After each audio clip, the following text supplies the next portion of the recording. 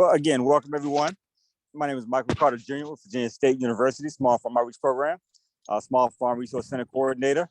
I want to welcome you all to our exciting webinar on Market Day Prep for Farmers. Without further ado, I'm going to pass it on to Dr. Kim Hutchinson from Virginia Farmers Association. Thank you, Michael. I appreciate it. And thank you all for joining us. Just a couple of housekeeping. If you wouldn't mind going ahead and putting yourself on mute, everybody, when you join us, I would greatly appreciate it. As well as any questions that you have, if you would please go ahead and drop those into the chat box. And we will be going ahead and making sure that we capture all those questions and answer them. Somebody has said, is the connection choppy? Not on our end. Michael Carter is out on outdoors on a ball field right now, so he's got a little bit of a background noise in the back. But if everybody can hear me okay, we should be good to go. I'm Kim Hutchinson, and I'm the Executive Director of the Virginia Farmers Market Association. And I would like to thank everybody for being part of this webinar. This is the second in a 3-webinar series of Market Day Prep for Farmers Market. And today we're actually going to talk about what you need to do to be at market. This is being brought to you in conjunction with Virginia State University College of Agriculture, Smart Farm Education Outreach Program, as well as the Virginia Cooperative Extension, and of course, the Virginia Farmers Market Association. This is the second in a 3-part series. If you missed the first one that we did last Wednesday on social media marketing with Shannon Loy of the Social Ginger, you will find it on the VAFMA, Virginia Farmers Market Association website, as well as on YouTube. And next week, we will be joined by VDAX and VDH to discuss food safety regulations and requirements at Virginia Farmers Markets. So please make sure that you sign up. All of these are being recorded, and all of the recordings will be available after the series is over. Today's speakers, our presenters for this webinar are Michael Carter Jr., the coordinator of VSU Small Farm Outreach Program, Dr. Theresa Nartea, State Program Leader, Associate Professor, Theresa, and Extension Specialist for Marketing and Agribusiness at Virginia State University and Virginia Cooperative Extension, Lisa Dearden, the founder and Executive Director of RVAG, as well as myself. I'm Kim Hutchinson, the Executive Director of the Virginia Farmers Market Association. So, what I'm going to talk about is what do you need to do to become market ready, and what do you need when you show up at the market. So success at a farmer's market happens and starts well before you actually show up the day of to sell at the market. Our second webinar in the VAFMA and VSU Farmers Market Preparedness Series is going to focus on getting prepared for market day. We're going to cover legal considerations, what do you need to bring, your vendor display, and what do you need to do to plan for having a successful market day. We're also going to hear from a market manager about why it is so important for vendors and producers to be prepared, as well as to have liability insurance. We want you to leave this webinar with a checklist to use throughout the market season so that you can be the most successful as possible. But before I begin, I want to encourage you to talk to experts to ensure that you are covered appropriately for your specific business. I am not a lawyer. You're going to hear me say this about 50 times over the course of this webinar. I am not a lawyer. I am not offering legal advice or legal counsel. Each of you and your business is unique. And so I'm highly encouraging you to take the time to consult with professionals, with experts in these fields. Some of the professionals that we recommend you speak with as you're determining that you want to have a business at a farmer's market are speaking to an attorney. What are your legal responsibilities of starting a business and then selling at a farmer's market? I also highly encourage that you speak to an insurance agent about what liability insurance is required. Not all market managers require that producers have liability insurance, which is a shame. I wish that was a requirement here in the state of Virginia. But if you speak to an insurance agent, and as you will hear as we go through this presentation today, liability insurance for you is one of the more important aspects of your business in order to protect you, in order to protect your family, your business, as well as the customers that you're selling to. And then we're also going to encourage you to speak to the market manager of the farmer's market that you're interested in joining prior to you joining that market. you need to understand their rules, their fees, whether or not they are going to require a farm visit, whether or not they have room for your products. Talk to other producers that are selling at that market and get a good feel for whether it's a match for you and what you are selling. For most markets, you have to go through our application process. What is required as part of this application process varies market to market. But at the end of the day, I don't know of a single market in Virginia where you can just show up on market day and expect to have a spot waiting for you without going through a process with the market in order to be approved. I encourage you to visit the market's website and to talk to that market manager to ensure that there is the right fit for your business. So again, I'm going to say it for the third time now. I am not a lawyer and this is not legal advice. However, we did consult an attorney to help us with this presentation, an attorney that not only is a business attorney, but also is a market manager for a farmer's market here in Virginia. And we asked, what do we need to make sure that businesses know? And the first thing that we were encouraged to share is that you need to decide what type of business are you going to form. There are several different types of businesses that you can have in order to be a producer or a vendor, or even to be a market manager starting up a farmer's market. And you need to decide, what is that going to be? Are you going to be a sole proprietorship? Are you going to be a corporation? Or are you going to be a limited liability company? Just for the sake of conversation, a sole proprietorship is the easiest form and what you are unless you file to be something else. So if when you are going into the state setting up your business and you don't check anything else, you automatically will default to being a sole proprietorship. If your organization has 2 or more sole proprietors and you are joined together for the purpose of a partnership, generally all partners are responsible for the acts of other partners undertaken in the furtherance of the joint venture. Well, this is obviously straight from our attorney. So what he is saying is that in order to be considered a partnership, it's 2 or more sole proprietors who have joined together in order to form a partnership. And if you do form a partnership as opposed to a sole proprietorship, then generally the acts of each of the partners undertaken is going to be held complicit as part of the joint venture. So each partner is responsible for being compliant with all regulations and following through. So if you are going to look at a partnership, you need to make sure that the person that you're joining with is also undertaking all of the requirements in order to make sure that you're doing what you need to do to be appropriately able to sell here in Virginia. An LLC, an incorporation or an LLC is formed by filing with the State Corporation Commission here in Virginia. An LLC, as well as some of these other, offer legal protection, number 1, if you're done correctly, and number 2, operated separately and apart from other founders. A lot of folks will set up an LLC if they have other businesses and they want them to be distinct amongst themselves, so that an LLC will be a standalone business. Both businesses, both a partnership and an LLC, offer the legal protection. Again, if they're done correctly and if they are operated separately and apart from the founders. What this means is that you have to have separate employee identification numbers, known as an EIN number. You have to have separate bank accounts, etc. Each corporation or LLC will need to obtain an EIN by completing a SS4 form. This can usually be found online, and this is done through the Virginia State Corporation Commission. As somebody that's filled out several of these, it's very simple to do, and it's a short online process. Other considerations, regardless of what type of entity you have, whether you're a sole proprietor, whether you're a partnership, an LLC, you may need to have a business license. This is entirely separate from you're setting up your business entity with the state. The business license is predicated upon what jurisdiction you sell in. So you need to look at where is your home base or your office. If you're working out of your home or your farm, or you have an office, if your office is in the city of Richmond, if you're working out of your home and your home is in Chesterfield County, then you need to go to the finance office in that department.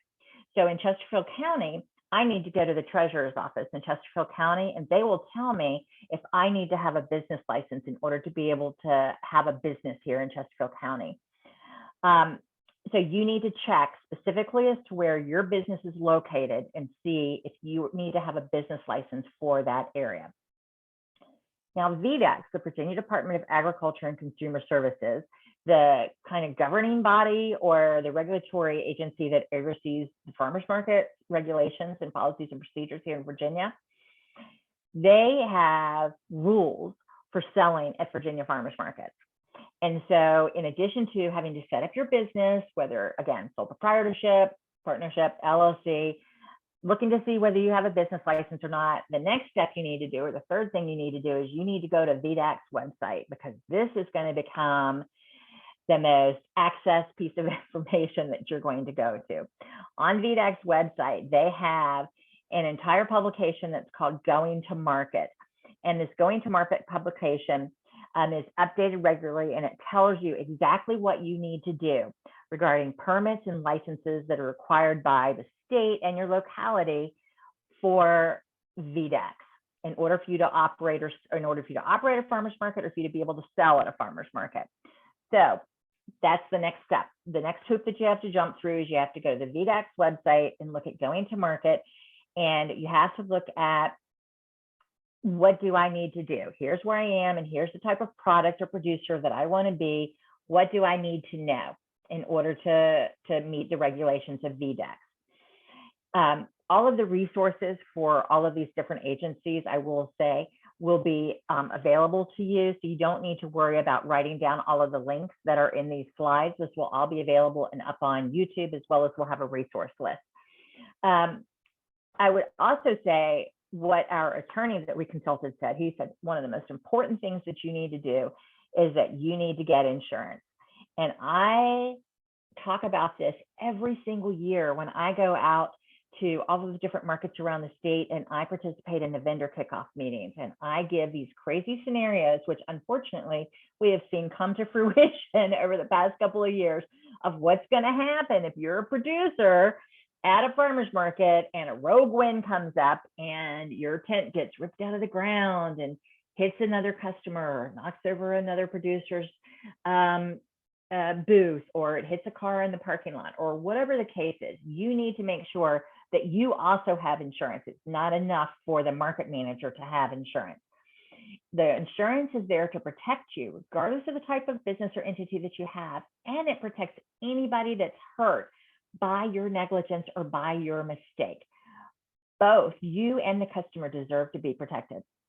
Full disclosure, I am not an insurance agent, just as I'm not a lawyer, but I have seen so many crazy things happen at market over the past several years that I cannot encourage you enough to please talk with an agent about what you need to do in order to make sure that you are protected, because the worst case scenario is that anybody would get hurt because of something because you did not have insurance, right? All right. Other legal considerations, sales tax. Oh my gosh, this is one of the most contentious issues as a customer.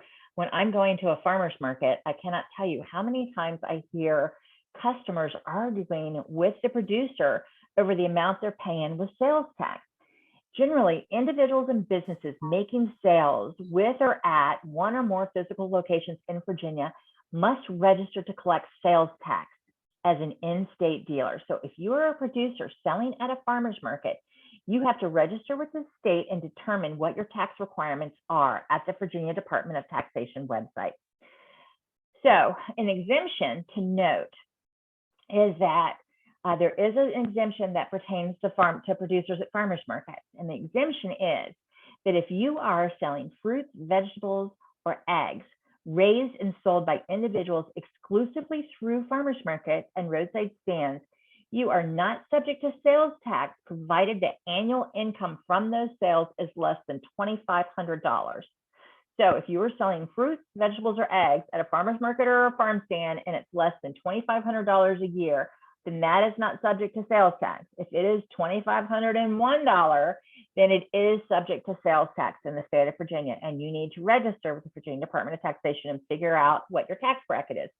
If your business, and where I had said earlier, this is an issue of contention, where the contention rises is, let's say that your business is registered in the city of Richmond, Virginia, and you're selling at a farmer's market in Chesterfield County, Virginia.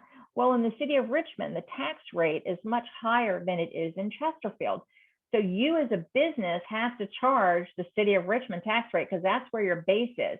But customers in Chesterfield are going to ask, why am I being charged 10% tax rate? Because I'm buying in Chesterfield where it's a 4.5% tax. And you'll have to be able to explain that my business is located in the city of Richmond and my sales are based on cumulative sales that I make, et cetera. So your tax official at the Department of Taxation will be able to walk you through this process, but understand that your tax rate is based on where your business is located, not where you're selling in the state of Virginia. All right, the last area that are legal considerations that I want to bring up here is that if you are at market and you are selling something that needs to be weighed, then and you're using a scale, then that scale must be certified by VDAX, Office of Weights and Measures. And there's an entire document that's on VDAX website as to how not only do you have to label your products to make sure that that they're clearly showing what the price per pound is, and what your signage has to say, be reflective of where you're selling at your market, but they also will come in and they will calibrate your scales for you. Most markets that we work with as part of the vendor kickoff will bring in weights and measures to come in and calibrate your scales. It's free, but you do need to make sure that your scales are, that the scales that you're using at market are certified by VDAX, Office of Weights and Measures. And usually the markets do that once a year. All right, so I'm not going to dive too deeply into food safety, which is a very important and extremely important critical issue. Probably the biggest issue that I see at farmers markets around the state. The reason that I'm not going to delve into it is that we're going to be covering this in depth next Wednesday night in a separate webinar. Therefore, I'm not going to go into the nitty gritty except to say that all Virginia farmers markets are subject to Virginia food laws and regulated and related regulations.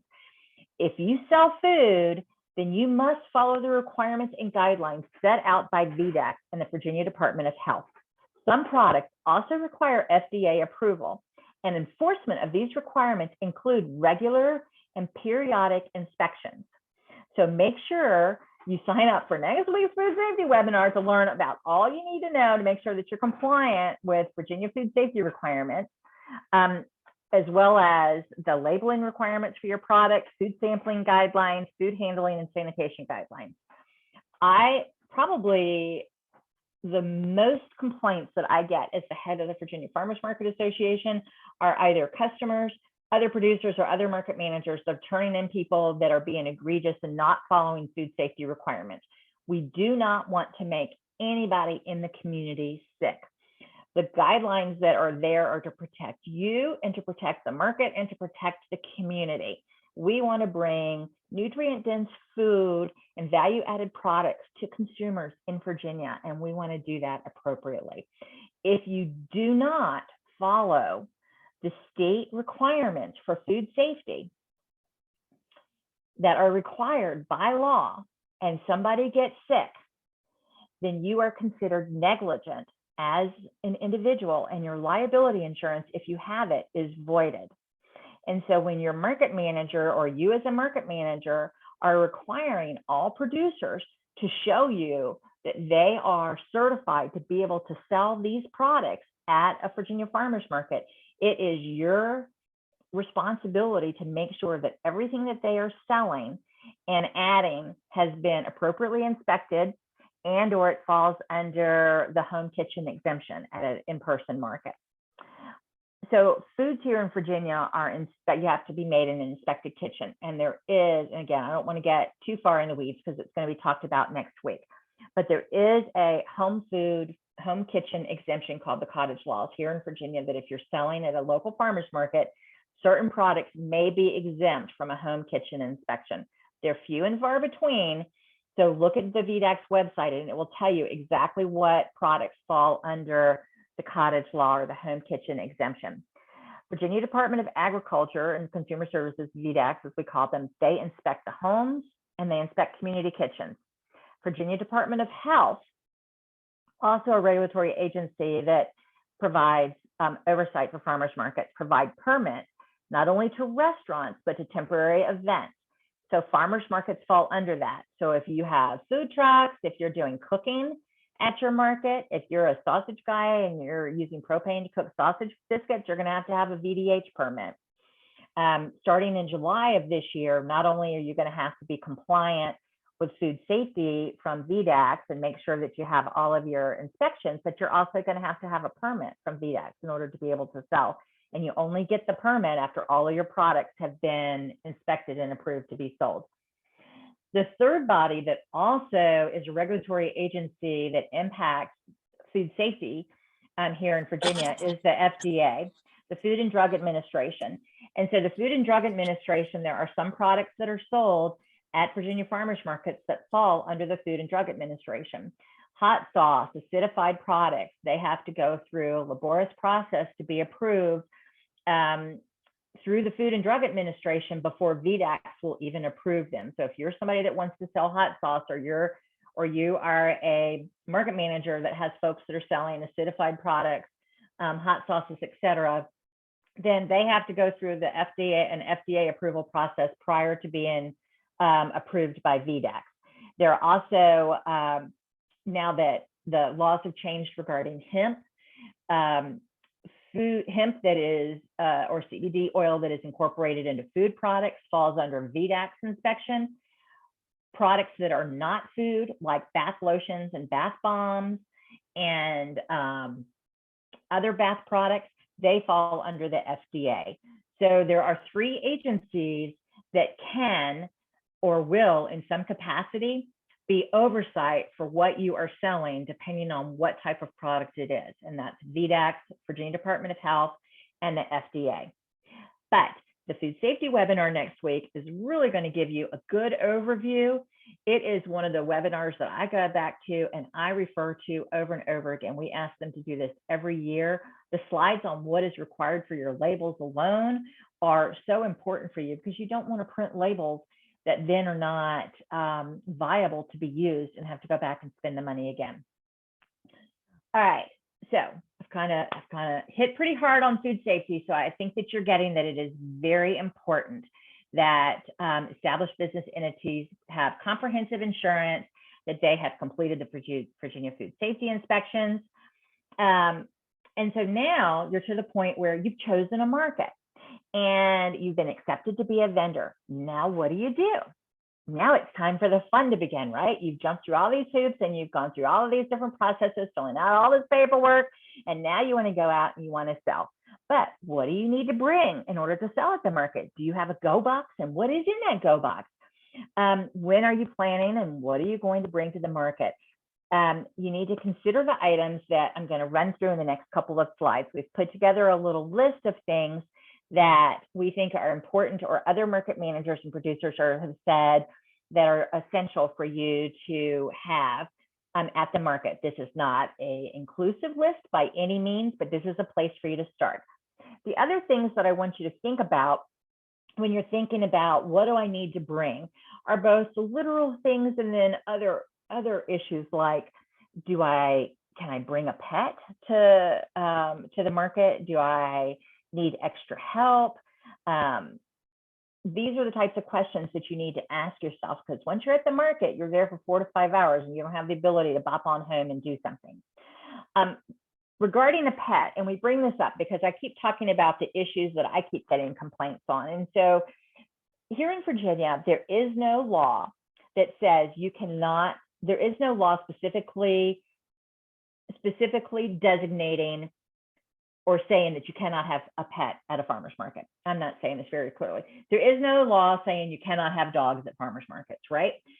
Here in Virginia. However, a market can determine whether they will have dogs or pets or not, number one. And dogs is really the big issue. There are markets that are fully welcoming of dogs in the market, and then there are markets that unexplicitly say under no circumstances are dogs allowed in this market. So bringing pets to the market, number one, is going to depend on what market you're in. As a producer, I would highly encourage you to not bring a pet anyway, because though there is no law that says that you cannot have pets at markets, there is a food safety regulation that states that any animals need to be kept 8 to 10 feet away from all food booths. So if you are at a farmer's market and you're selling food, you can't have your dog sitting under your table with your bowl of water and your dog biscuit. If you've got food there, that's not 8 or 10 feet away from food. So that's a food safety violation. So just think about these types of things. You know, not only do I need to have extra help, but really the pet issue, leave your pet at home. That is the safest place for your pet, and you don't need any other distractions on market day. Do you need extra help? Think about that. One of the other things that we highly recommend that you do is you get your market manager's cell phone. I know that it's in most of the producer packets that we get, but get the cell phone, because there could be an issue that arises on your way to market, and you need to let your market manager know that you have a situation. You could have a flat tire or whatever the case is, you're running late, or there's a hailstorm, or there's a tractor flipped over 95, who knows what the situation is. But you want to be able to text your market manager and let them know what your situation is. Also, some of the markets that are huge here in the state, if you're at one of the markets where they have lots of producers and it's not viable for you to leave your booth and go to a market manager booth to discuss something, you need to be able to text that market manager. So make sure that you have their cell phone number. Then you need to decide, what am I going to do regarding, do I want a table? Do I want a booth? Do I want a tent? And if I do have a tent, what do I need to do regarding the tent? Dr. Nartea, who's going to be presenting after I'm done, is going to talk all about marketing and advertising and branding, and discuss tents from the marketing and advertising perspective.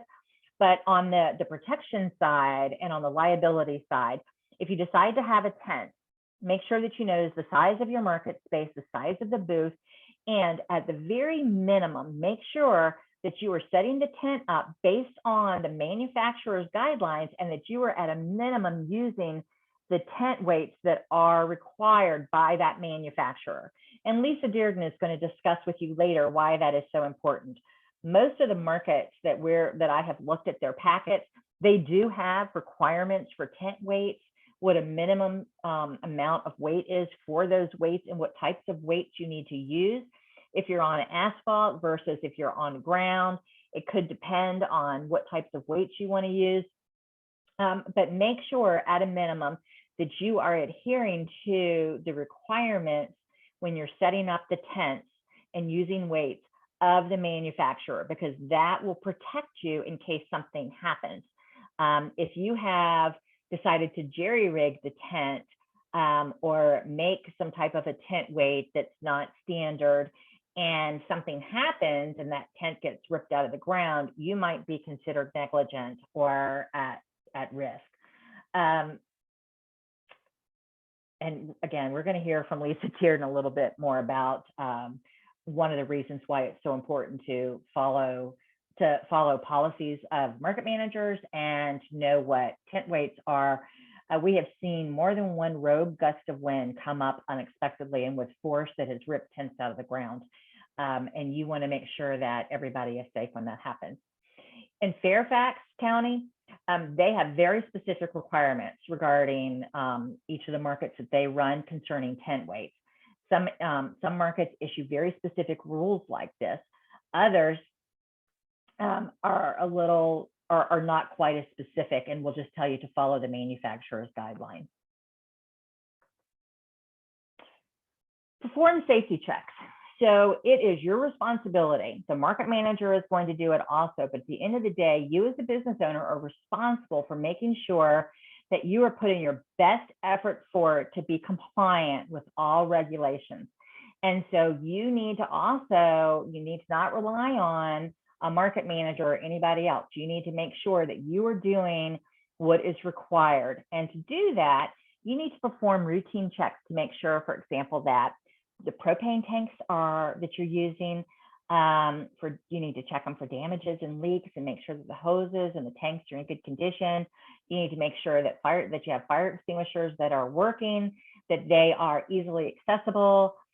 Electrical extension cords are rated for outdoor use and are not damaged. These are things that inspectors look for when they show up unannounced at your market also. But you want to make sure that, we want to make sure that propane tanks are operating safely in a situation where we have 5,000 people walking through a market on a daily Saturday. So let's make sure that you're using outdoor equipment and that it's not damaged, et cetera. Okay, so once you're set up, the other things you need to look at are environmental. You need to look and make sure that the walkways around your booth are even and clear of obstructions. It's kind of hard to do when you're sitting out in a park and there's tree roots, et cetera, but you want to make sure that the path to your booth is clear and uneven, or that you have signage saying, you know, watch for tree roots, or watch for the curb or trip hazards. Make sure that any cords are clearly marked, secured, and out of foot traffic areas, that any debris has been removed from walking surfaces, that display tables aren't overloaded, that there are no wobbly legs, there's no matchbook sitting under a leg in order to make it even, that tents are securely fastened to prevent them from flying away, and that tarps, tents, and table legs are properly installed and secured to reduce tripping hazards and the risk of collapse. So safety and sanitation, again, a lot of this falls under food safety, but just for you to know, in addition to what you need for your specific products, food sellers may need to bring things that you need to consider, or you might need to look at, what do I need regarding coolers or ice packs? Do I need to have a hand washing station? COVID, you know, was an entirely different ballgame, and a lot of the markets put multiple hand washing stations out. But if you're preparing food at a market, you're going to have specific requirements on what you need to bring, from hand washing stations to systems for keeping your utensils clean. Again, anything that has to do with food prep, we're going to go into next week. But I encourage everyone to bring in used hand sanitizer and disinfecting wipes, even if you're not selling food. Wipe down, you know, anything that customers are touching.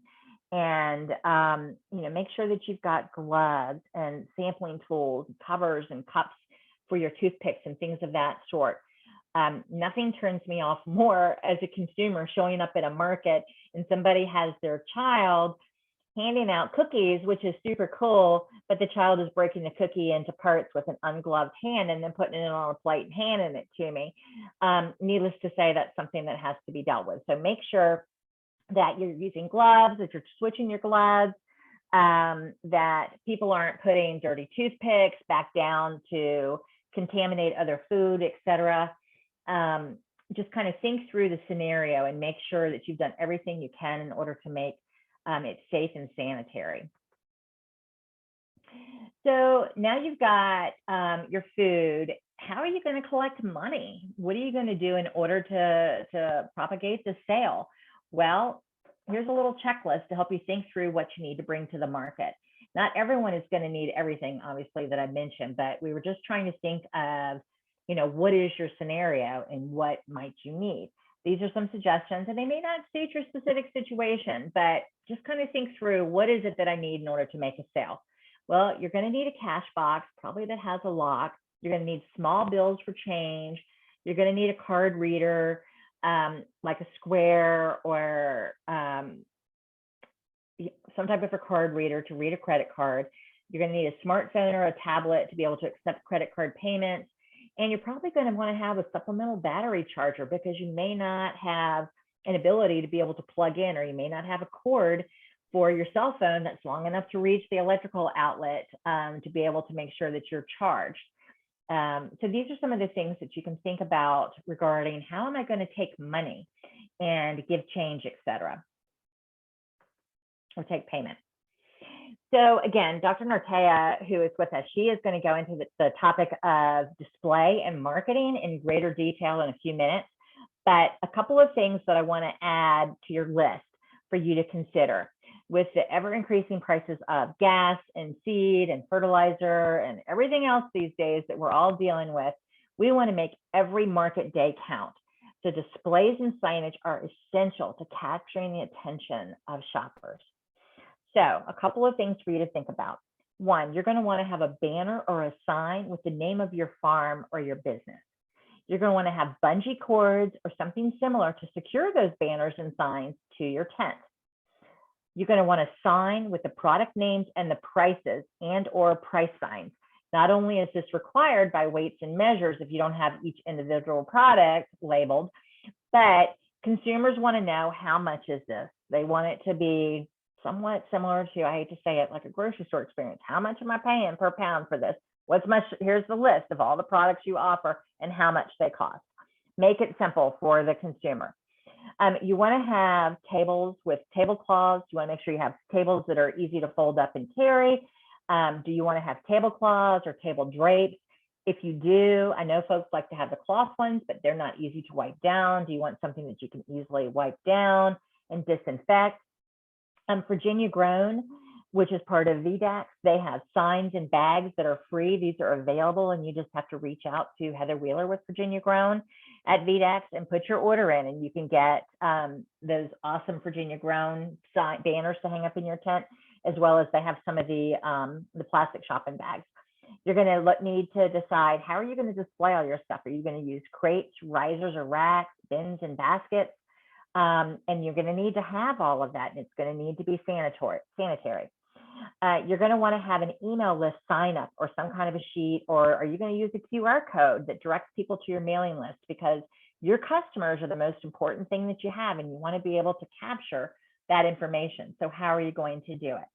Dr. Nartea has some really cool signs that you can put up at your market, but if you want to have a QR code, et cetera, to hang up there with her really cute signs, then you need to think about that in advance and make sure that you have it. You want to have business cards, any kind of promotional flyers, recipe cards, etc. I also personally love to see pictures of the farm. If you are a producer that's selling goat soap and lotions, then have pictures of your goats at the farm. If you are a poultry farm or a dairy farm, then show us what's happening and show us what's going on at your farm.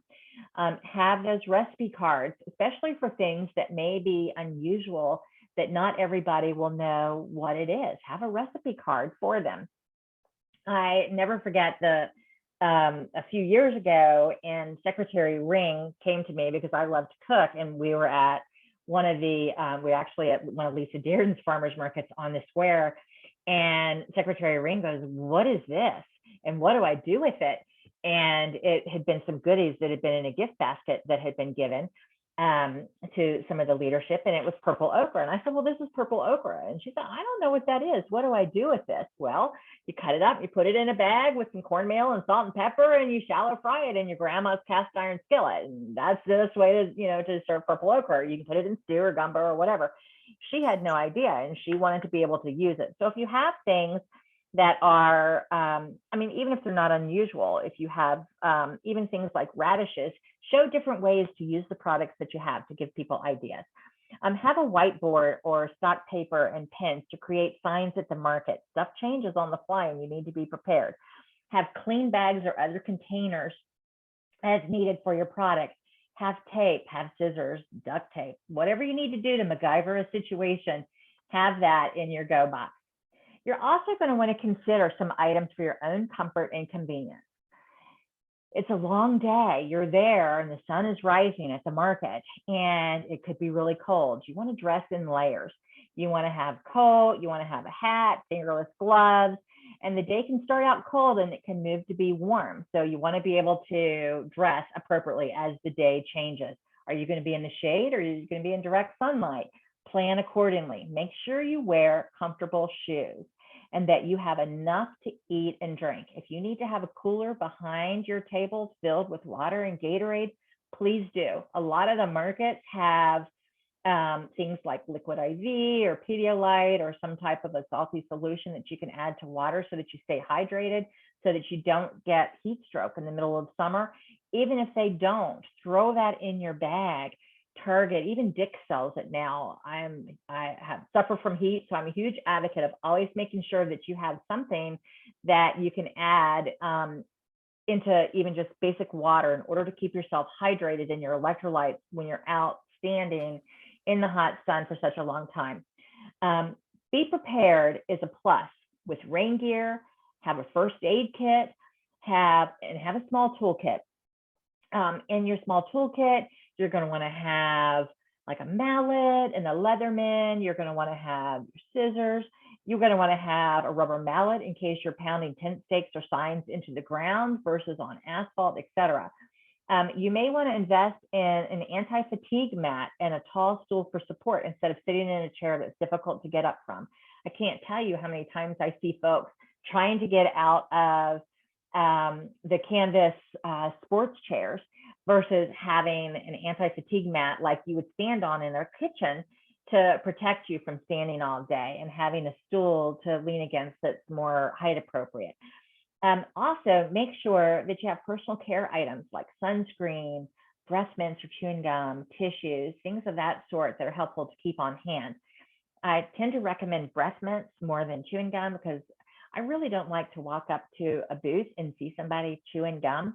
I feel like as a customer, I'd rather, I would just rather not see that. But whatever you need in order to keep yourself going during the course of the market.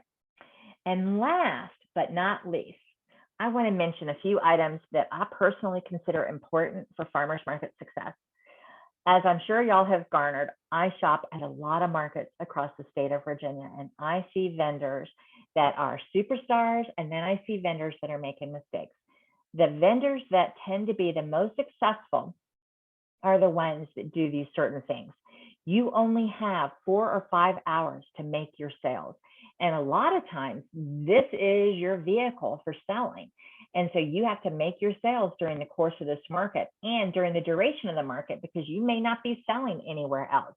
So you've got through, spring and summer, or if it's a year-round market, but you have got this finite amount of time to make your sales. What you want to do is you do not want to miss a sale because you are too busy scrolling through Facebook or scrolling through email. You want to give your customers your full attention. Leave your Kindle, your book, your reading, your internet research. You want to leave that for another time.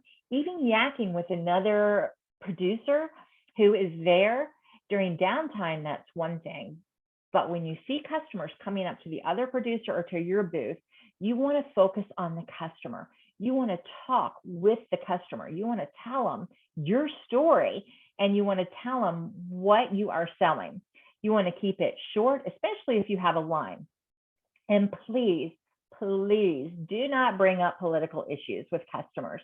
You always hear you never talk politics or religion at the family dinner table. Well, the same is true at a farmer's market. You don't want to talk religion and you don't want to talk politics. You want to talk about your business, your history, your story. Customers don't need to hear your complaints about the market or why you're upset with the market manager or other vendors. You can bring these issues up with a market manager or the owner of the market after the market day or on another day. You do not discuss this with the customer. The other thing that I personally always encourage folks to do is sell positive versus negative. Nothing puts me off more than coming into a market and somebody and a producer jumps up and starts telling me why I do not want to buy from XYZ vendor, why I want to buy from them. You don't want to buy from that producer over there. They spray, they do this, they do that. They make their Brunswick stew with water out of a garden hose and a drywall bucket, and I don't. Whatever the story is, do not negative sell me. Sell me on why I need to buy from you. Instead of saying, don't buy from them because they spray, tell me, I am all organic. I am non-GMO. I do not spray. I do this and this in order to grow these heirloom tomatoes. Tell me your story and why I should buy your product, not why I should not buy somebody else's. People don't like that. I am not unusual in that. I don't think I do not want to hear why I shouldn't buy from someone else. I want to hear why I should buy from you. And it is very good for you to train anyone that is helping you to follow these guidelines also. You're only as good as those folks that are representing you. Even if you are doing everything right and you do not train the people that are representing you in your business and something goes wrong, then that is your responsibility. So make sure that your sales crew are following all of these guidelines also. So on that note, I'm going to ask, are there any questions, Mary, that I need to answer at this time? There's one that I don't think was answered. Theresa and Lisa have been jumping in and answering Great. questions, which is great. But Michelle wanted to know more about the dogs at market. Right. Is that accurate for even for fully packaged foods? There was a question about that. So the VDAX regulation states that, or the VDAX policy states that it's any food booth. And so it does not specify whether it is prepackaged or not. Okay. And it's somewhat ambiguous in that it states 8 to 10 feet. And then Now, oh, go ahead. I would just, I would say, you know, if you're doing packaged jellies and you're not, well, I guess the answer would be, so let's say that you're doing jellies and you're sampling, then you have open food. And so in that case, I would definitely make sure that the dogs are kept away from anything that's open or it's going to be consumed on site. If you are strictly reselling, again, the VDAX regulation does not, you know, their rule does not specifically state, but I don't think that that would be, I would just make sure if there's any open food or produce. I see dogs running up in produce booths all the time. That is a huge no-no. And the producers have to move those dogs, or the market managers, and you should really have signs posted if you're going to allow dogs. Okay. And Elizabeth is looking for suggestions on finding an attorney to help with business formation. And Dr. Nartea suggested the Virginia Small Business Development Center, which is a great idea. Any other Great ideas? idea. Yeah, I would suggest, yeah, that's a great idea. There are a couple of free legal access organizations here in Virginia that you can query based on what your need is or your zip code that can give advice. I also would suggest that you reach out to, especially if you're a nonprofit, that you reach out to the local community foundations and your local universities, because a lot of times they have services that they offer. And to Dr. Nartea's point, the small business group, they do a tremendous amount of training for free that is phenomenal. Everything from, you know, accounting and how to set up, you know, a back end business structure, et cetera. So we can, I will dig up some of the resource links for attorneys that you can utilize locally. I also would ask, like, word of mouth is probably is one of the better ways to find folks. We have at VACMA, we have a market manager listserv. Ask folks who they use. If you have a board of directors, ask them who they use. You can ask, you know, our association, things of that sort. Recommendations tend to, you know, are a good way to find somebody also. Okay, and Judge Graham Jr. asks to go back to the prayer thing and clarify. I'm not sure you were talking about prayer. I believe what we mentioned, and if this is incorrect, is, you know, we were talking about politics and religion at the markets. The two issues that you should keep away from a farmer's market are issues around politics and religion. I think I had made a reference to this. Yeah, you were not talking about not specifically wasn't talking about prayer. No, I was just saying it's better to not. You're at the farmer's market in order to sell your product, and so your conversations with your customers should be based around your farm and your farming practices, or why you've decided to make jam and jelly, and what has driven you into this business, versus things that you never know what somebody's background is. And so it's better to stay away from issues that aren't necessarily relevant to selling your product at a farmer's market, like politics or religious beliefs, et cetera. And Cheryl said, I have heard that insurance companies are wanting 40 pounds per leg now on the tent weights. So there's discussion about tent weights in the chat if anybody missed that. Yeah, I will say we have just been looking up for one of the organizations I work with, Liability Insurance, and every company that we've requested liability quotes on has said 40 pounds. So The minimum that is, again, our recommendation is always whatever is the minimum that's required from the tent company at the very least, but your market managers may require more, as well as your liability insurance provider may require more. Any other questions? I think all the others have, oops, here's another. Okay. I think that's all the questions. There's more information in the chat if people want. There's discussion going on, so lots of good information there. Oh, good. Thank you. So, and I'm always available for anybody that has any specific questions. We're just trying to provide an overview for all of you. But if you want to drill down more specifically into a certain area, certainly feel free to reach out, and we'll be glad to either answer the question or connect you with somebody that can specifically. I do not profess to have all of the answers, but I certainly have the ability to reach out to somebody that may. So feel free to reach out. Next up, we're going to hear from Dr. Theresa Nartea of VSU and Virginia Cooperative Extension. Dr. Nartea focuses her research, education, and extension outreach efforts on innovative direct farm marketing strategies and local foods community planning. She is an incredible resource for farmers market vendors. We are especially grateful to Dr. Nartea, as she wrote the original USDA grant that allowed VAFMA to get started many years ago.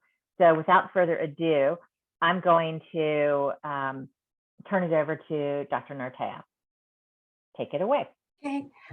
Thank you so much, Kim. You had such great information, and I'm really excited that everyone can learn so much at this time. And I just want to say to everyone, thank you so much for spending your evening with us. And I very much hope that it'll be fruitful for you. So without further ado, let me just go into this.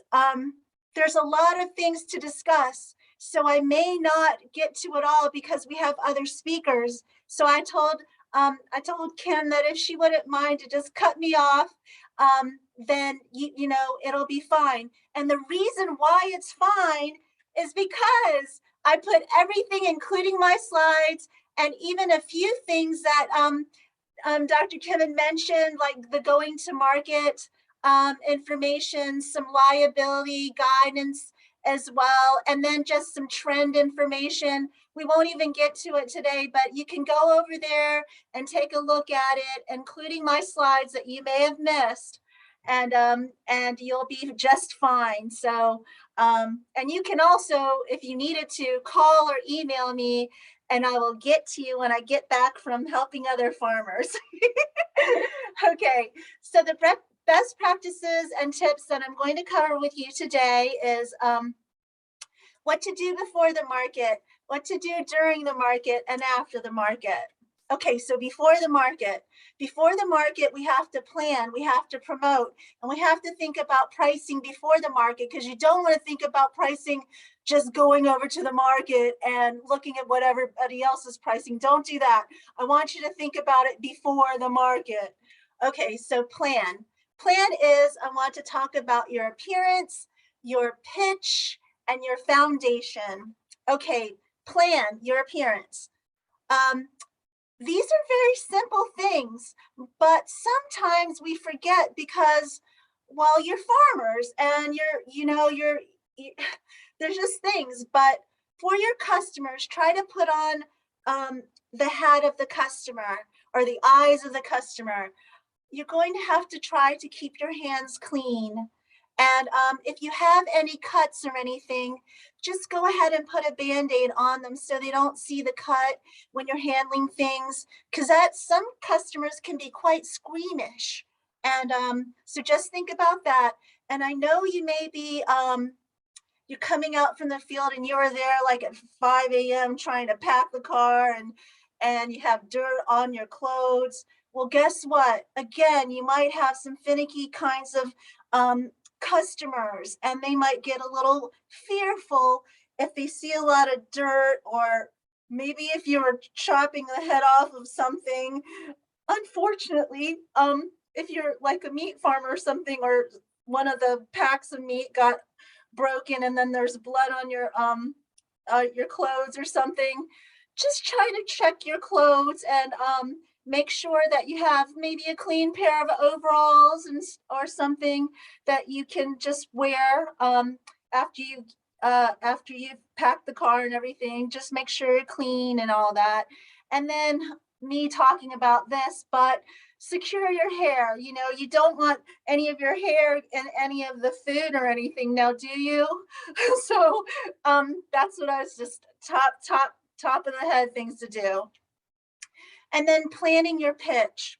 I want you to think about before you're at the market or while you're driving there or when you're in the farm, I want you to know one interesting fact about each of your products that you put out there.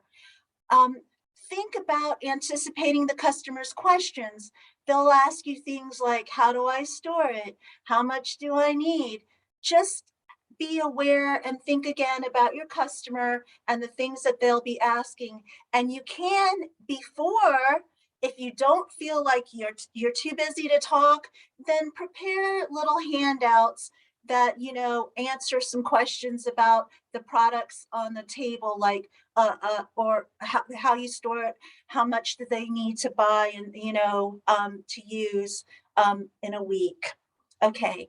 The next thing about planning is your foundation. And I know I've heard some talk already from Dr. Kim, and Lisa was going to talk about this, but I'm just going to touch on it because I have a lot of slides. So tent tips and then table tips.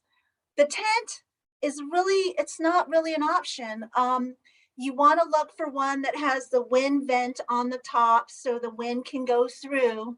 You want one, if you can, that has sidewalls, because what if you're setting up for the market and then your customers are coming by and you're very anxious, and you can use the sidewalls and zip them up so that you can hide in there and get things ready. So so you won't be like anxious if they come and ask you questions before you're set up. So just kind of look for that if you haven't purchased one yet. Look for one that is a white color. I see sometimes when I go to the farmer's market, they have different colors, like whatever the farmer's favorite color is. I think I saw one once that was purple, and it cast a color or shadows on the produce or the products. So the white color is nice because it acts like reflection, and it puts the product in very good lighting. So try to find one that is a white color and steer away from you know, other colors. And then always, Kim had mentioned this, but secure that tent for safety. And one of the best tents that I've seen, and that is affordable, is this Easy Up tent. And I'm not making advertisement for this company. I just found one that I think is pretty affordable and has the side things and so on. So just FYI. Okay. Uh-oh, I think I got stuck here. What happened? Now see, help me. Okay. 10 tips for farmers at the market, at the farmers market during hurricane season. Again, this was mentioned, but did you know that the windblown canopies are the #1 cause of property loss and injury at the outdoor events and where the canopies are used? And I just wanted to just mention this, and I know that we'll go into it, and I didn't know, but my dear friend Lisa, she got hurt by tents, and that was just recently. So so she'll talk about that. It happens windy times, and so you just have to beware. And then so tents need to be secured. Suggested is to use manageable weights like 40 pounds per tent leg, and then secure the umbrellas using 50-pound weights and tilt them into the wind, and then anchoring your weights. I don't even suggest using umbrellas, you know, but if someone does, you still have to, you know, secure them, and then make sure to anchor the weights in the ground using the appropriate anchors. And here are some might have been mentioned. So you can just Google canopy tent weights and find some.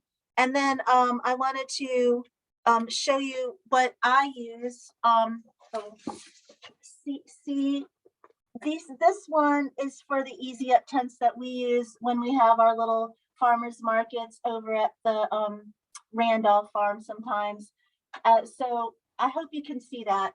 And if these are like, I put like, these are 25 pounds, but I put 2 on each leg to make it 50 because I'm really scared. And then make sure to take it and then also put the anchors in for the tents on each corner, because I just couldn't imagine.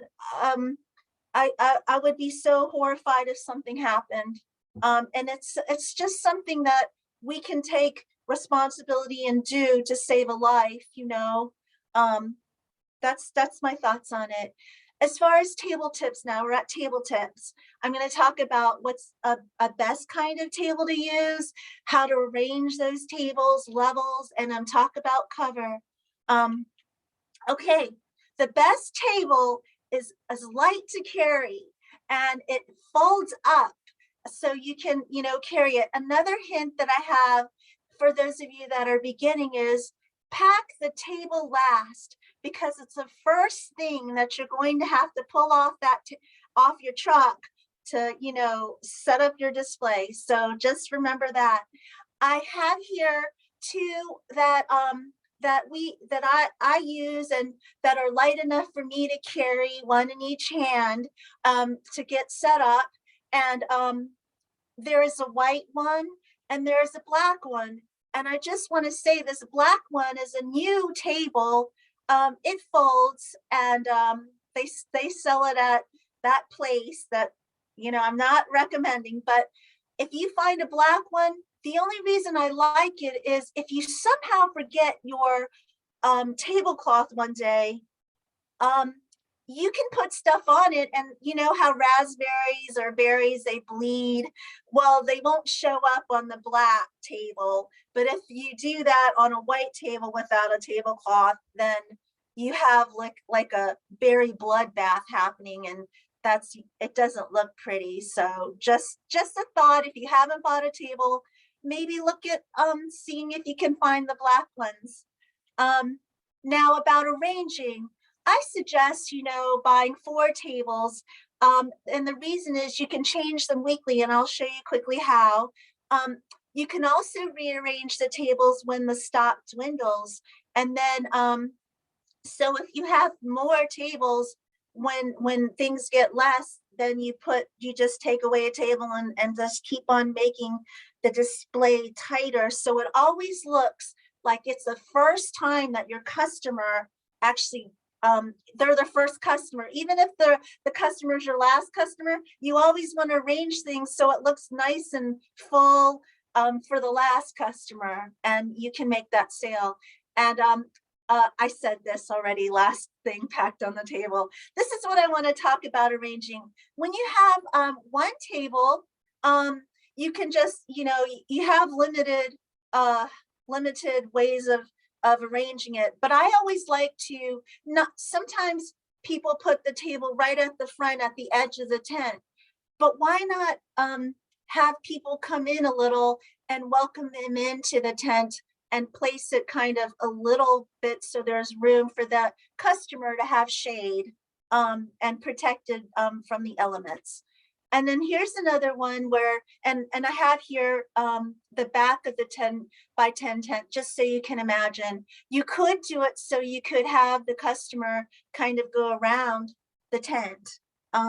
You could then also bring them in when you have 2 and a lot of things, to put it like this and have them look like that, look there, or like this, or like this, or like this, or like this, or like this. You could do a lot. Then with 3, you could do this, and this, and this, and 4, you could do like this and this. So I'm just saying, like, you know, you could actually use your tables to make the your storefront look new every week. You may have the same kinds of stuff, but you're kind of arranging it different, and then it excites the customer. And not only that, what you can do is whatever was very popular the week before, move it to another place on the table or another table, so they'll have to look. And the things that weren't that popular, put them in the place where the item that they wanted a lot of that last week, put it like there. So they'll first go and look at that side, and then they'll have to look around to find their favorite thing. So you have to kind of think about how you're going to interest your customer through the season. So that's just a quick and easy one. So levels, making shelves. I'm going to talk about that. Why you need to make shelves, because it adds interest. And then of course you need levels, and then, but you have to think about comfort reach.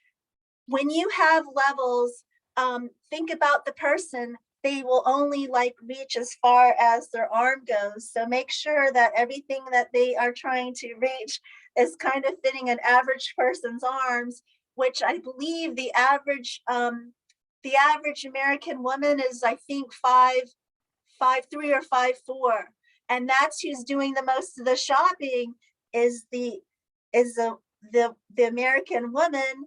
However, the American woman really is an average. Okay, so cover your table. The tablecloth is not optional. You want to wipe, and you want to have a wipe clean. A vinyl one is what is easiest, and so I would suggest that. But if you are a cloth tablecloth snob, then try to find one that is a wrinkle-free or no wrinkle cloth. But the only reason I don't even like cloth is because when you're tired after the market, and you forget to take it out to wash it. Well, guess what? 2 days later, you try to get the cloth out and wash it. It smells really moldy and awful. So I just don't even use those anymore. I just get the vinyl ones, and I get a couple of different ones. And even I have different kinds of tablecloths to match, celebrations like, Easter or 4th of July, because there'll be summer, different ones for the seasons that are kind of cute. Okay, so where to buy a tablecloth? You could just Google, but the ones that I always get are these. I think they're just cute, and they kind of set up the stand when it reminds you of farming, but also if you only have green stuff sometimes during the year, or just everything's looking monotone, just the red kind of invigorates people. Okay, now I'm going to show you what I said. Here's the table, and then I open it up, I put it there, I put the tablecloth. Look how good, it looks much better with the tablecloth. Now, if I was really smart, I would have made the tablecloth go all the way to the floor, so you wouldn't see at all the little legs. And then for levels, I use just stuff that is around the farm, like these little buckets and a big bucket. You can buy these at any hardware store, or you have them laying around somewhere. And I use the buckets like this to make and some plywood to make a little shelf right there on the table. And then I did the same thing on the bottom, because I didn't want anyone to bend down. So I just use the 5-gallon buckets and another piece of plywood. And then if you cover it up, you can't tell, and it looks very nice. Okay. But here's some other farms that are creative.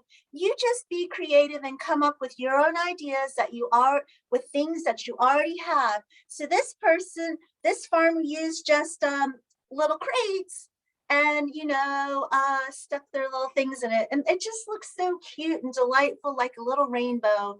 Doesn't that just make you want to go over there and just get it?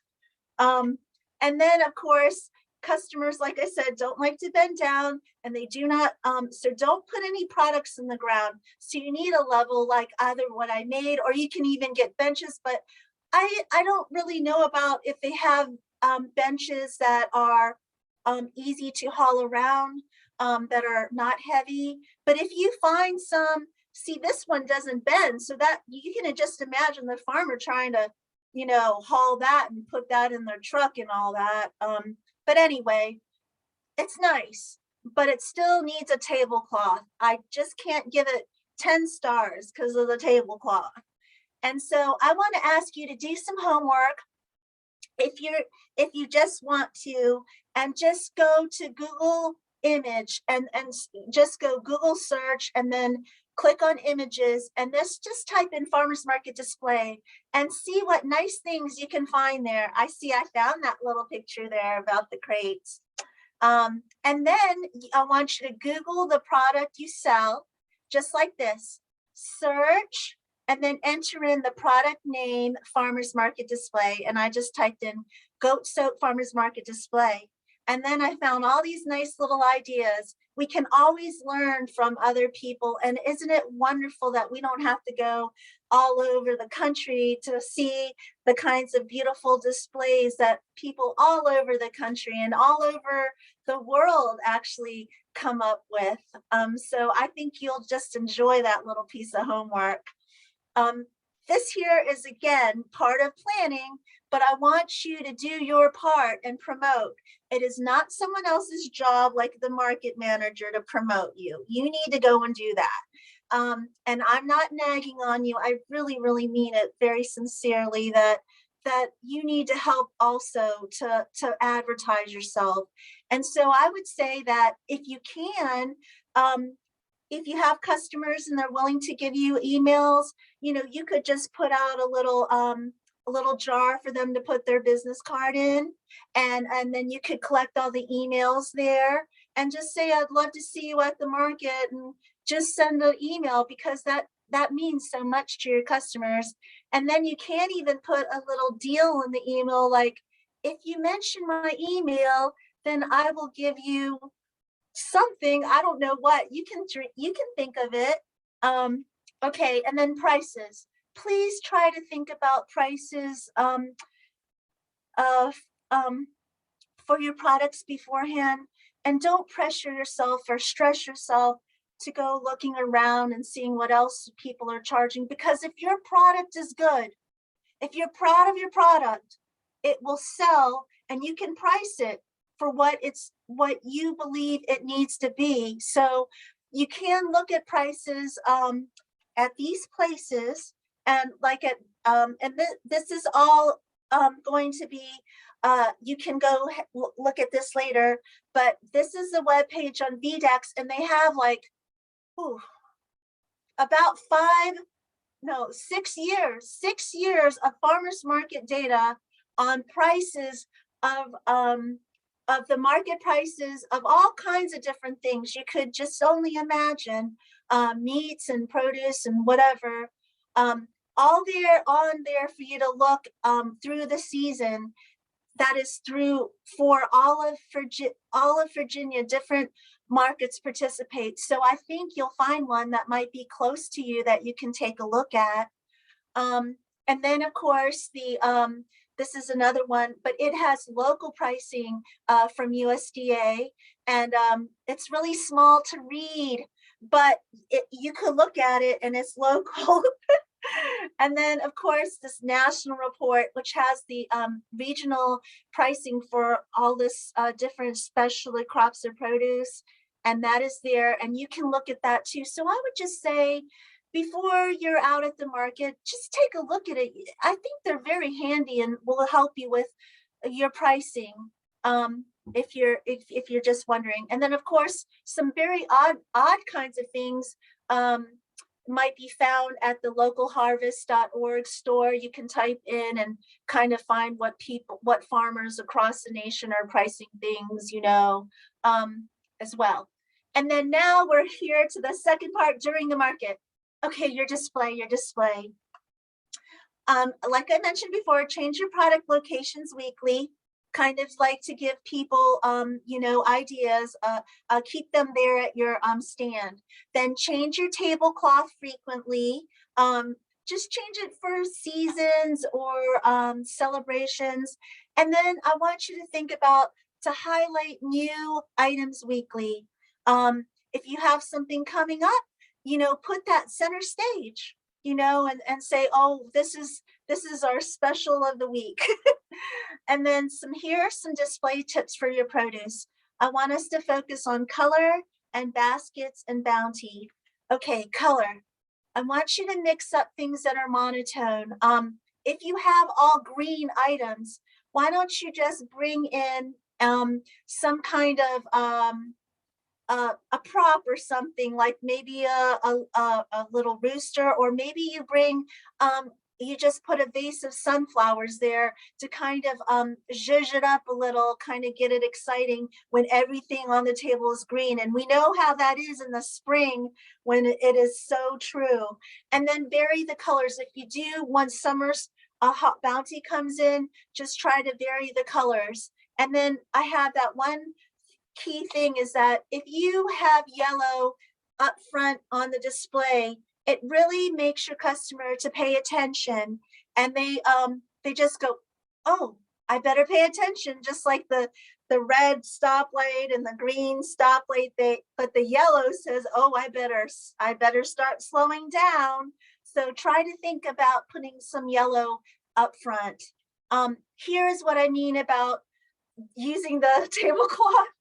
And if there's all the green, but they tried to do something. But what I would have done is right here, there's that honey that's yellow.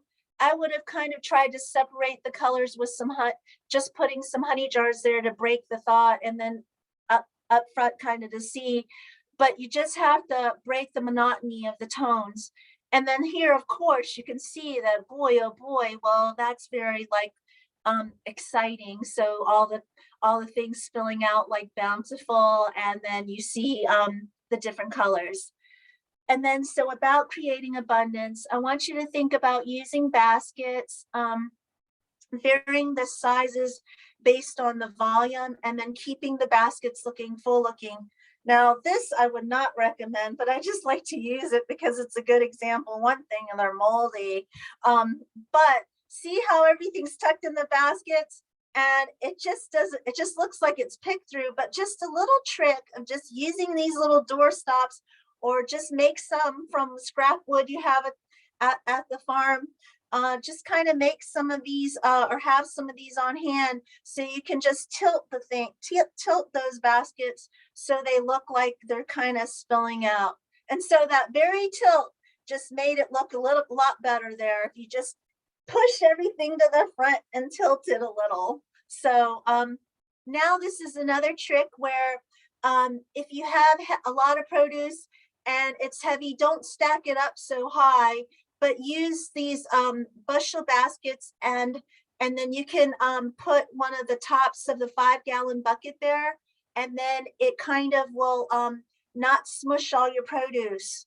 So that's how they get that kind of look, that kind of nice look. But if you had packed that thing so full to the bottom, all that stuff would be crushed. It'd be a mess. You'd waste so much money. So again, spilling out is good. And then here's now the trouble with meat. I talked a little bit about the produce, and there's so much more I could talk about, but about the meat, it is just really hard to put that together. It's just hard to display, period. You have to store it in the closed coolers. So I suggest kind of having meat drawings, and maybe to bring people in, have put butcher or barbecue decor, like you could have a cutting board, or you could kind of have a little baby charcoal grill, and kind of have it there and just bring them in. It's simple little prop. For storing in closed coolers, just show pictures of each product in the cooler. You can actually put a picture there and have it there, so they know what exactly is in the cooler, and they don't have to guess and open up every single one.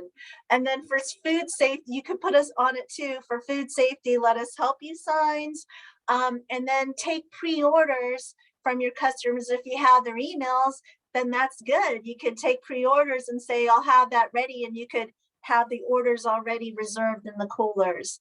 For meat drawings, I'd say, show the cuts, and educate with the drawings and and use the drawings to create a nostalgic feeling to the customers. And this is one I saw that I thought was quite cute and charming, and it shows where the pieces come. And wouldn't that be nice to make something like that for your meat products? And then I'm just going to touch here real quickly about oh my, okay, banner with the meat names is very good, like this, very it'll call people there even though they don't have anything to show. It's all in the back on those in their coolers. And then easy to read sign at the front. This is a good clean sign. Prices are clear, what they have. The organized sign was just helping the customer to get everything in order in their mind.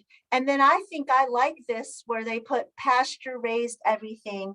That's a very nice thing to call people in, very attractive. Here for me, make sure that you can see the signs from 3 feet away from the actual, this applies to any vendor. Just have them be able to step back from your stand and look to see, can I read those signs from 3 feet away?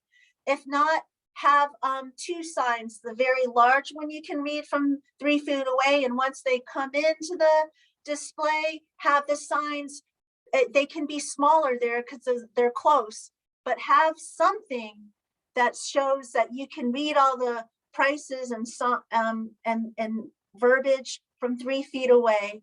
And I suggest to use this chalk ink, and because it doesn't smudge on the board. And I know some farmers, they might be experienced and they're like, no, Theresa, I hate chalk ink because I can't get it off. But guess what? I found out a secret, and I'm going to tell you at the end. Okay. Extending the sign. You could extend signs out and then have an arrow that says grass-fed beef, or something short for the meat farmers, because that'll bring people to you there. Again, look at this bright yellow signage that calls people to the table. When you're in a sea of tents, you have to do what you have to do.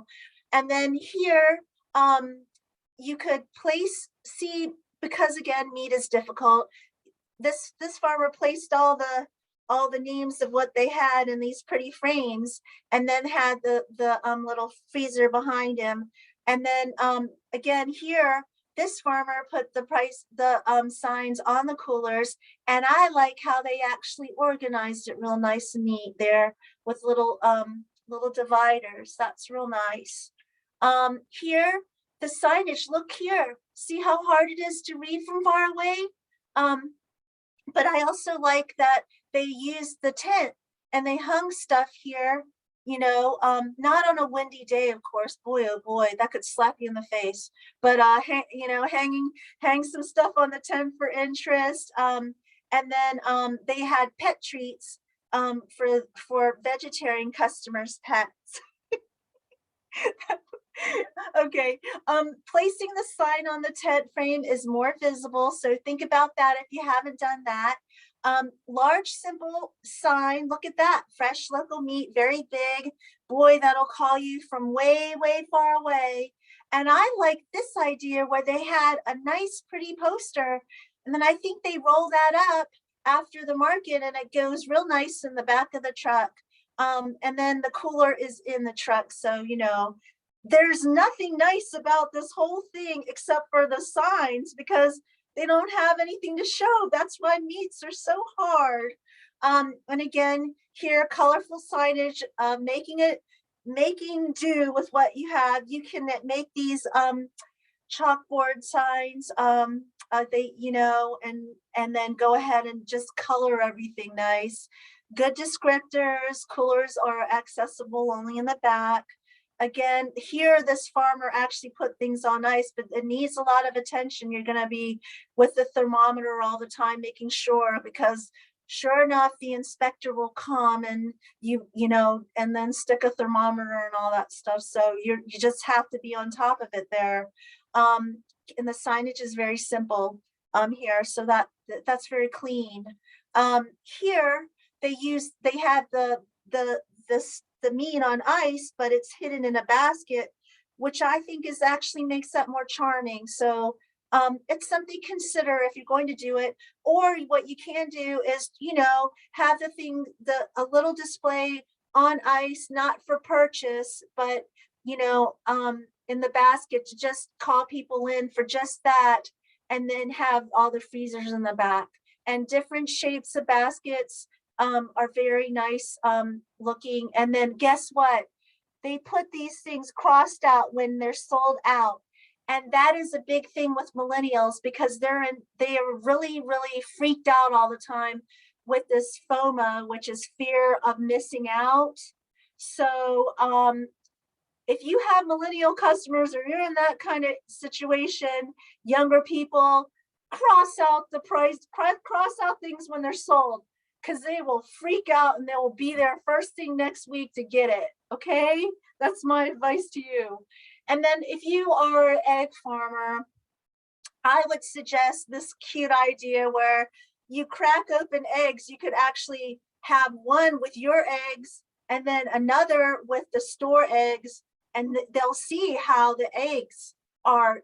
They have to buy your eggs. They look so much more inviting and delicious with their colors. And so also I thought this was cute that I came up with this little idea, but you could actually, make a poster and it says, "Who laid your egg?" And then you'd have the names of the little chickens and their different names of the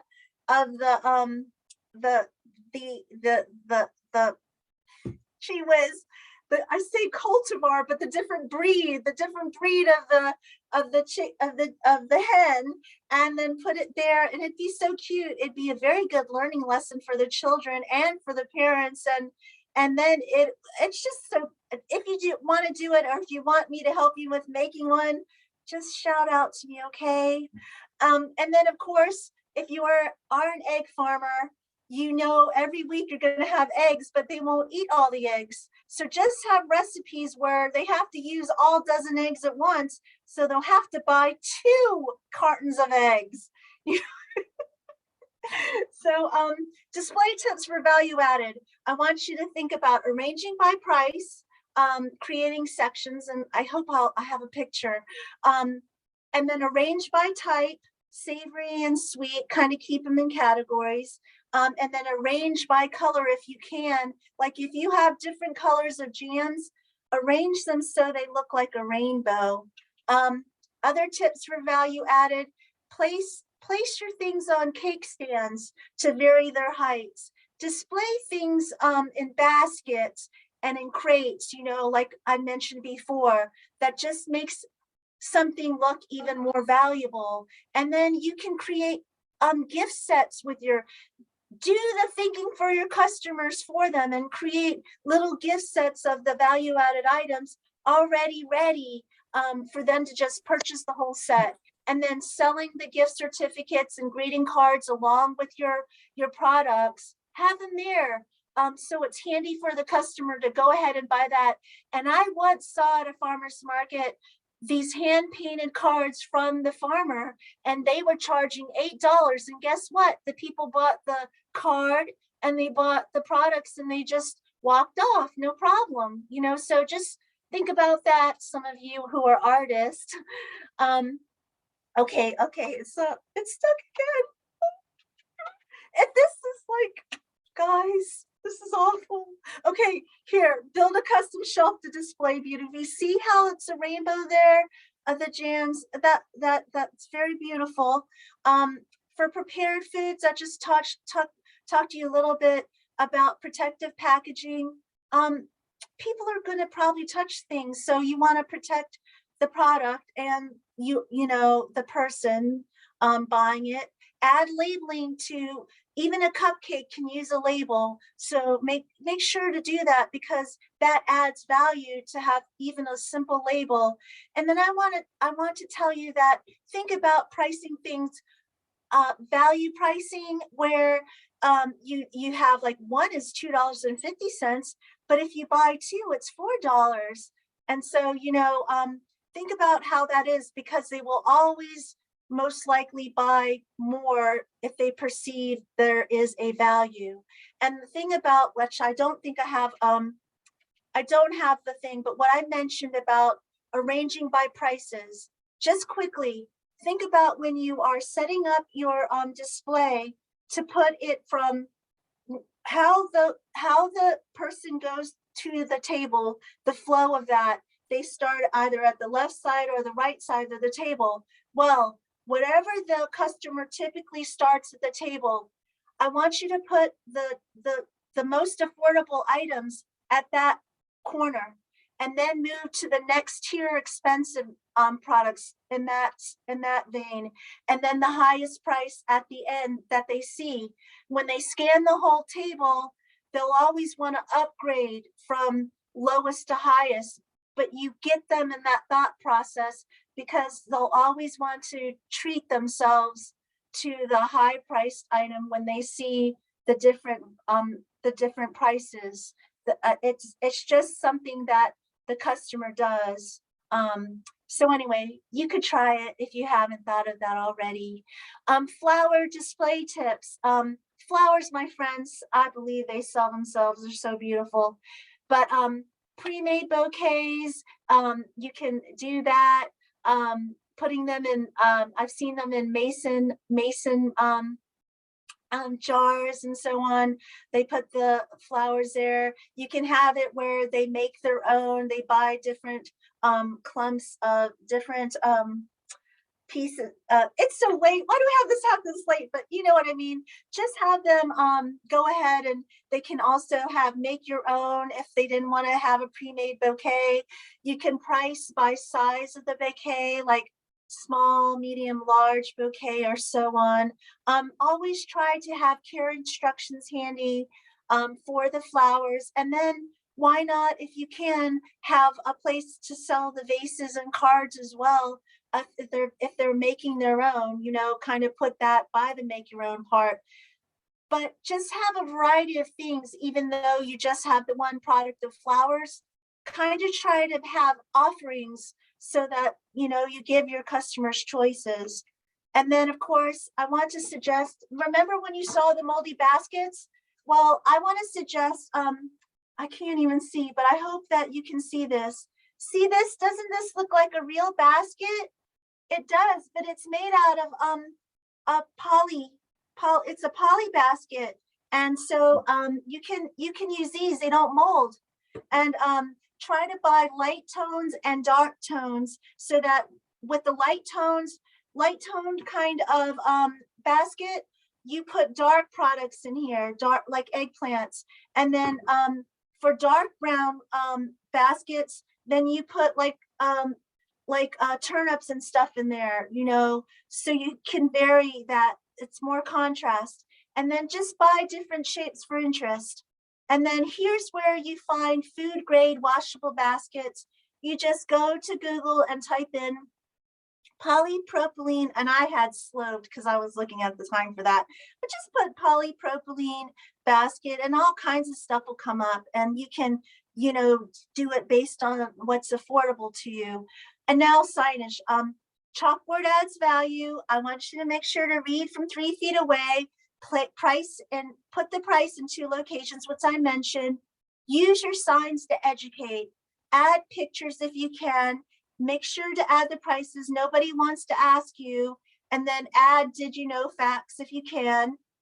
Here is a big one that I made with a farmer that was selling the turmeric. And then kind of put the price in the middle per ounce. He actually got this price, you know, so it was about educating the customer. And so it says how much, you know, to eat in the so many days, how much to buy, stock up for your weekly supply, blah, blah, blah. But you can see, and then even a website to go look up turmeric. And then here's some more from another stand here at the farm that we had. And we put the pricing and drew pictures there and had some factoids there. I had a much bigger sign too with the prices, but you know, and here's another one that I made in the past, you know, where you have telling people to eat all their colors. But did you know, now I've read that now they're asking us to eat like 13 servings of produce a day. And Man, okay, so here's what it looks like with no signs and then some signs. And those are some students that were kind of playing with that. And then finding chalkboards. Well, all the ones that I use, I find at this place. I'm not advertising, but sometimes you can get a good sale. And then also, which I don't have this, but if you want to attach on your basket the sign, you can use these little clips, and you put them, you clip them on the basket and then attach the little like a paper sign on it, like, oh my goodness, like this. You could just attach it and then put it, but I gave mine away to a farmer, so I don't have any. Okay. Finding chalk ink, just you could go to chalkink.com, but funny thing, now a lot of the craft stores have it, and so try to get it when it's a 50% off coupon. And then this is my trick. If you learn nothing else and you do use these chalk ink, the secret is to just take your washcloth and wet it, and then sprinkle some of this Bon Ami powder on it, and then just rub it until it goes away. And I have done this with chalkboards with chalk ink that were like a whole season. I was lazy and I didn't clean them, and I did it and it cleaned it off. So I mean it, you should try it. Okay, credit card signage. Okay, you've got to, if you don't take credit cards, I'm sorry, but you might want to think about it, because shoppers spend on average 30% more when they can pay with a credit card. And then if the shoppers leave to go get cash, they probably won't come back. So if you haven't thought of this, just think about accepting credit cards. And then I have some templates available. The website that I sent you, you can download and type in your information on these templates for your cooler meat and change them out. But if you want something special, just again, you can email me and I could probably help you make some. And then I had made some of these little baby signs, and you can type over them too. But I wanted to emphasize what, if you were to do it, just put their local grown, the type or cultivar of the item, and then a little blurb about, oh, it tastes nice, or something I put tastes like candy, sugar sweet. And then I had that value pricing there. And then little was eat fresh or serve on cheese and a meat platter. You have to give people ideas of what to do with your product. I made all a bunch of different ones, from stuff we grow at Randolph Farm here at BSU.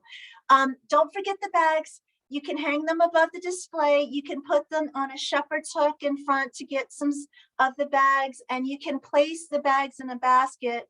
And here's some ideas there. Thoughts on recipes, change them weekly. You can write them on a chalkboard, and then your customers can use their smartphone and take a picture of the recipe. Use as many of the products that you have possible so they buy more stuff. And then think about gluten-free smoothies, apps, dips, and snacks, because we are a snack nation. And then 30 minutes or less recipes are very good. I would even say if you could find some recipes that were 15 minutes, that would be good, because people just don't have time to prepare stuff. And then 5 to 10 ingredients, but try to think of things that people have in their pantry, like rice and rice. And this is what actually Dr. Hutchinson is. Oh my goodness. Knowing and practicing food safety. This is the little information, but I put it in my little place to go look afterwards, and you can download that there. After the market, oh my goodness, there's just so much you have to do. Don't freak out. Okay, after the market, why not do a post-market email survey to your customers? Ask the customers what they liked. Ask what products they didn't like, and then give them a coupon if they respond. Why, this kind of customer intelligence, you've got to do it, because it's going to help you sell stuff. And then, have you ever thought of loyalty cards? You could just have, every time they buy something, 10 things, they could get something free, or make up some card that that you have to look at your farm name in their wallet all the time, you know? Okay, summary, planning is needed before the market. You are on stage during the market. It's all about you.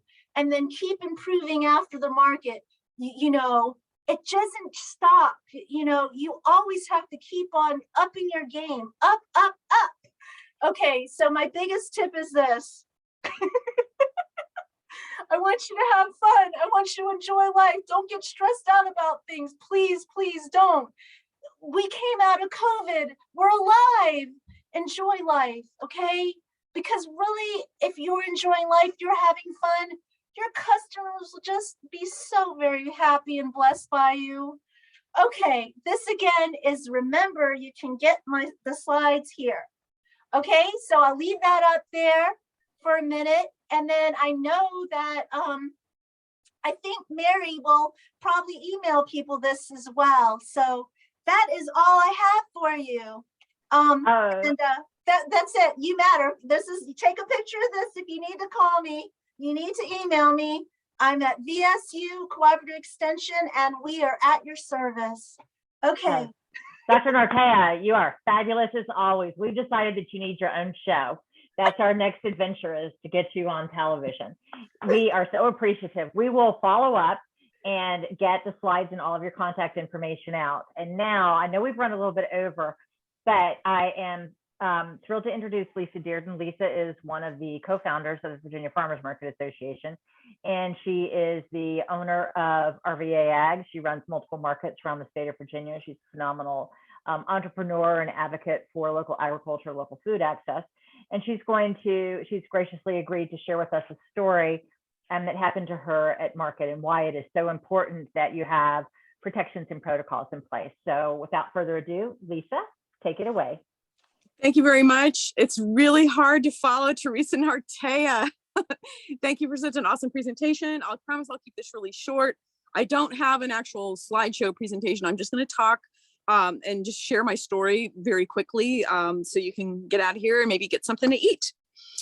I have been running markets for 17 years now. I've had a lot of experience, and I've seen a lot of things happen at farmers markets, but boy, last year I had the ultimate thing happen to me, and I want to share that story.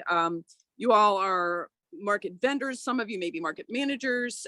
So I'm coming from a market manager perspective, but I'll try to kind of weave in some tips as I go through this story that might help you as a market vendor as well. So last year, it's been almost a year to the day, on May 4th, opening day of one of our farmers markets.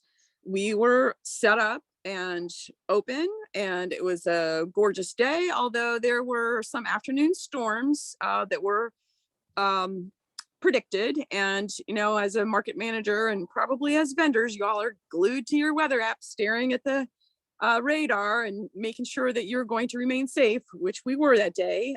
There was a market manager at the market, and I was there on opening day to offer assistance. And we had about 10 vendors. It's just a small boutique market, but this market is in an area where there isn't much of a windbreak. The wind comes out of the west, and there's not much to break the wind.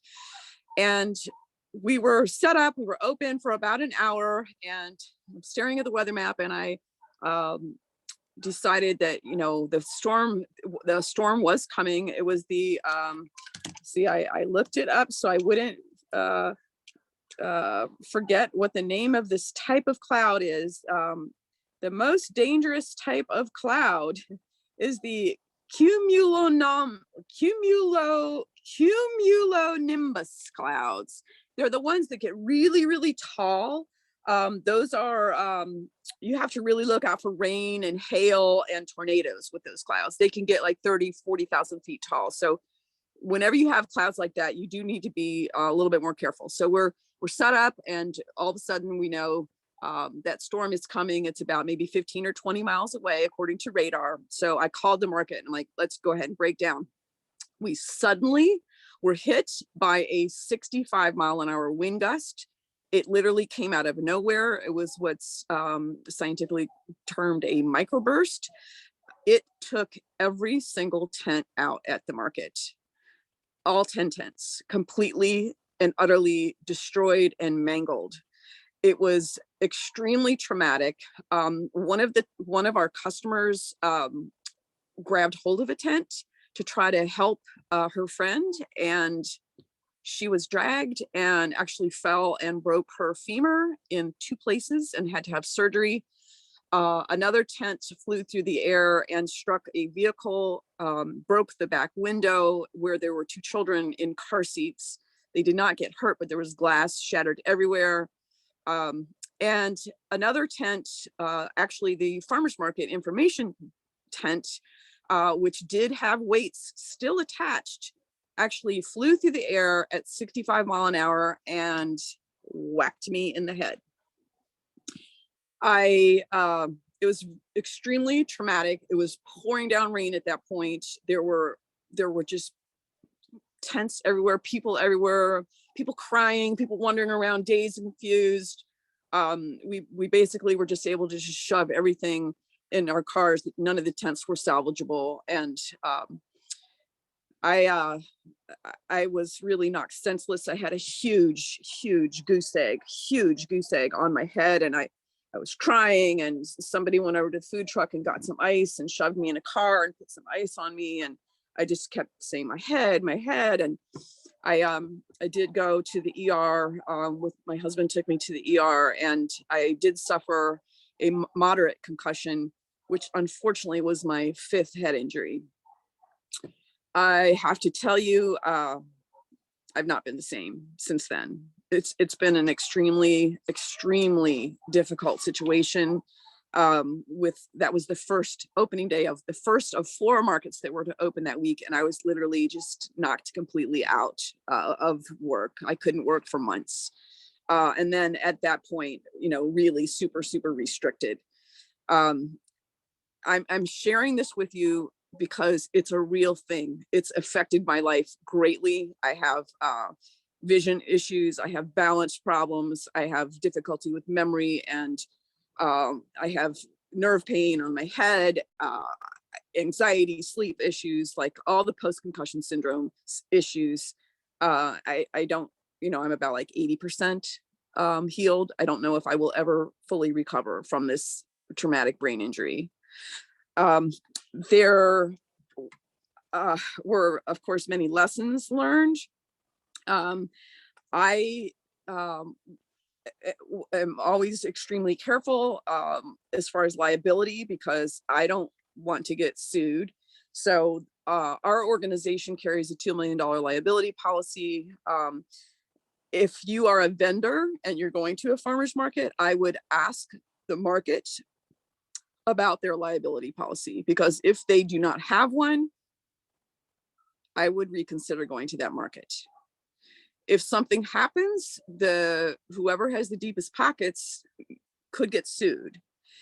In our case, we were on county property, and I called my insurance company the very next day, and because I had gone around to every single vendor, because I knew a storm was coming, and I made sure every single tent was weighted. I basically did everything in my power to ensure that the duty of care that I had as the responsible party, that I did, invoke that duty of care. If I had not done that, this particular instance, which, by the way, the very next day, Andrew Frieden on Channel 12 actually said he actually apologized on air for not catching this windstorm and predicting it. Do you ever hear a weatherman apologize for a prediction? No, it was really a freak act of nature, and it was considered an act of God. And so nobody was liable.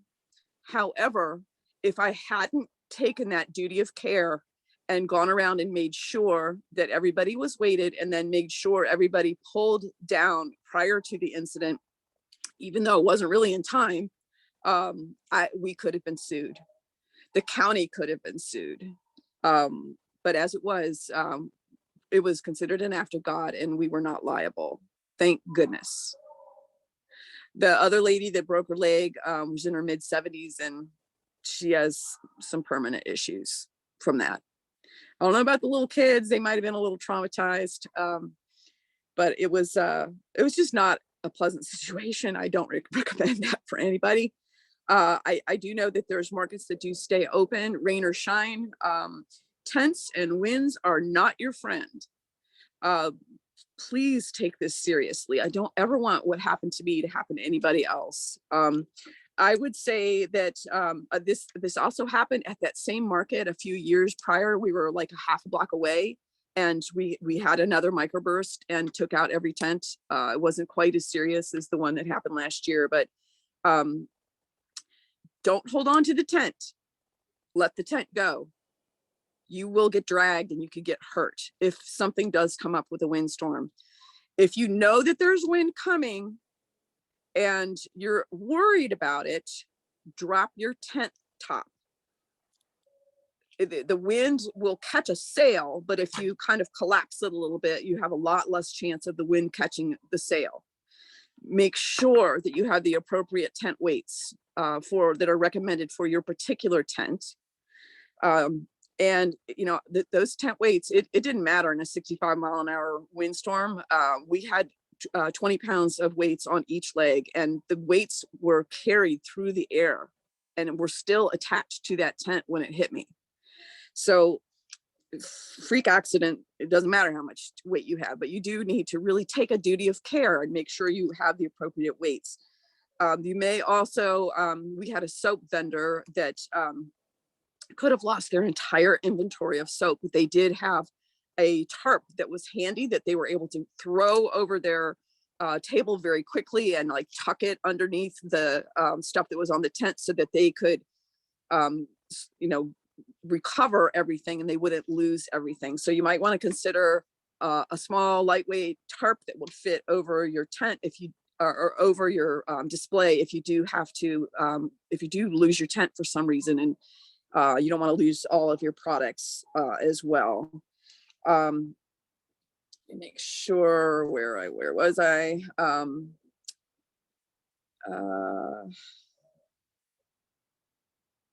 I think that was all that I had as far as what else you could do. Yeah, your labels, Cheryl brought up a good point. Your labels are going to get ruined if they get wet. So having a tarp handy that you can throw over your display will help you, even if you have a sudden rain storm that kind of blows a little sideways and it's not a terrible windstorm, but having a tarp handy will help you. Just be prepared so you don't lose all your products. I really don't have anything else to say. I just wanted to share my story. I really don't want this to happen to anybody else, and be safe out there. Make sure that you don't have any trip hazards around your own tent. I would highly recommend that you do form an LLC to give yourself that added protection so that you personally can't get sued. If something happens and you were negligent or liable, you could get sued and you could have your house taken away. Is it really worth that?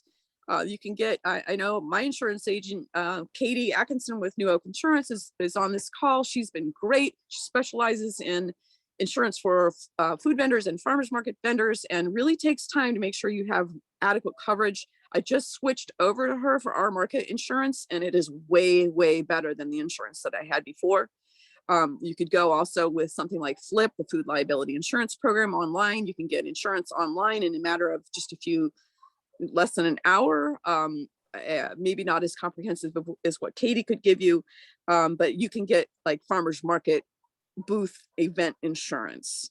It is maybe $300 a year. Far, far worth it, in my opinion, rather than chancing losing everything that you own. So please be careful out there. Lisa, and I'm going to hand it back over to Kim. Oh, well, thank you, Lisa. Well, first of all, there's many notes in the chat of people that are just sending you their thoughts and prayers and are so sorry that this happened and are so appreciative that you have shared your very personal story with us. I had a couple of questions. One, I know that you were not found liable because you did so many things right and it was an act of God.